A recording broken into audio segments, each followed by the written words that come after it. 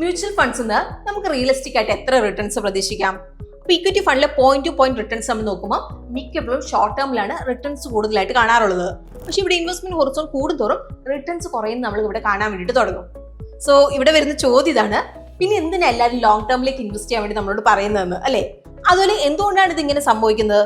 അപ്പൊ നമ്മളിവിടെ നോക്കുവാണെങ്കിൽ ലോങ് ടേമിൽ വെച്ച് നോക്കുമ്പോൾ ഷോർട്ട് ടേമിലാണ് നിഫ്റ്റിയുടെ ലാർജ് മിഡ് അതുപോലെ സ്മോൾ ക്യാപ് ഇൻഡീസസ് 20% റിട്ടേൺസ് കൂടുതൽ തവണ ഇവിടെ നൽകിയേക്കുന്നത്.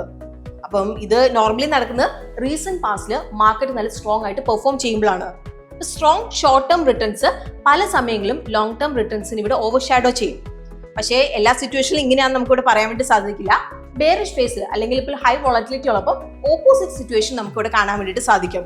2008 അതുപോലെ 2020 മാർക്കറ്റ് കറക്ഷന്റെ സമയത്ത് ലോങ് ടേം റിട്ടേൺസിനേക്കാളും ഷോർട്ട് ടേം റിട്ടേൺസ് ഇവിടെ കുറവായിട്ടുള്ള ഒരു ഫേസ് ഉണ്ടായിരുന്നു. സോ ഇതെന്താണ് നമുക്കിവിടെ പറഞ്ഞു തരുന്നത്?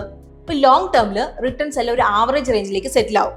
ഇപ്പൊ നമ്മൾ എക്സാമ്പിൾ പറയുകയാണെങ്കിൽ ലോങ് ടേമിൽ മാർക്കറ്റ് ഇൻഡീസസ് ലൈക്ക് നിഫ്റ്റി 50 അവരുടെ ആവറേജിലേക്ക് പോയിട്ടുണ്ട്. അതായത് 7 അല്ലെങ്കിൽ 10 വർഷത്തിൽ അറൌണ്ട് 12%.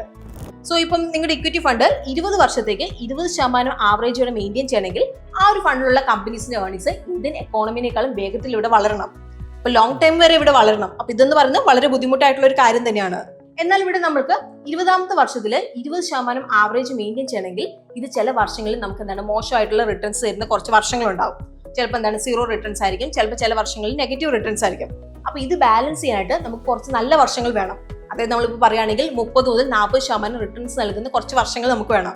അപ്പോൾ വർഷം ഇവിടെ കൂടുന്നതനുസരിച്ച് 1-2 ലക്കി ഇയേഴ്സിന്റെ ഇമ്പാക്ട് ഗ്രാജുവലി ഇവിടെ കുറയും. ഇവിടെ ലോ ഓഫ് ആവറേജസ് പ്രകാരം നിങ്ങളുടെ CAGR അവസാനം മാർക്കറ്റിന്റെ ആക്ച്വൽ ഹിസ്റ്റോറിക്കൽ ആവറേജിലേക്ക് സെറ്റിൽ ആവും. സോ ഇതിന്റെ അർത്ഥം നിങ്ങൾ ഷോർട്ട് ടേം പെർഫോമൻസ് മാത്രം നോക്കി ഇൻഫ്ലുവൻസ് ആവരുത്, ലോങ് ടേം പെർസ്പെക്റ്റീവ് ആണ് ഇവിടെ ഇമ്പോർട്ടന്റ്.